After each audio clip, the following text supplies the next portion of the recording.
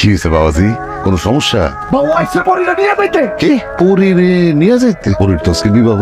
শেষে পরিরে বাইর করে দেন। বুঝলাম না। আপনারা আমার মারছেন, আমি কিছু করি নাই। আমার বাইতে গিয়ে আমার মায়ের ও শাসা আইছেন, আমি কিচ্ছু করি নাই। আজকে যদি পরিরে না বাইর করেন আমি তো সব দিকে আল্লাহ ফালাই দিমু চাচা এই জায়গায়। আমি কথা বলতেছি, দেখলেন তো আপনারা, আমার মেয়ের বিবাহের অনুষ্ঠানে এসে একটা ছেলে বলতেছে পরীরে তার হাতে দিয়া দিতে, নাইলে নাকি সে সবার কল্লা ফেলাই দিবে। আর আমি এমনই অবাগা বাপ, এরকম ছেলের হাতে আমার মেয়েটা তুলে দিতে হবে? আচ্ছা দিতেছে, দাঁড়ো। পরে লক্ষ্মী মা আমার মাগো, এই ছেলেটা পাগলের মতন কি সব বলতেছে। সে বলতেছে আমরা নাকি জোর করে তোমার বিবাহ দিতেছে, তার হাতে তোমার তুলে দিতে, নাইলে সে নাকি সবার কল্লা ফেলাই দিবে। আমার পরিবার আমারে জোর কইরা বিয়া দিতাছে না, আমি আমার নিজের ইচ্ছায় বিয়া করতেছি।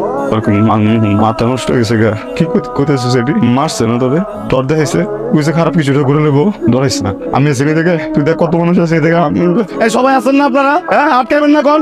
সবাই আটকে দিবে। আমি একটা বার কইতাছি, তুই আমার সঙ্গে তারা জোর করে বিয়ে দিতেছ। সামনে কইতেছি আমার পরিবার আমারে জোর কইরা এই বিয়া দিতাছে না। খারাপ করতেছে, নষ্ট হয়ে যাবো কিন্তু সবকিছু, বুঝছো? দেখ আজকে চারটা গেলে কিন্তু কখনো বেরোত পাবো না।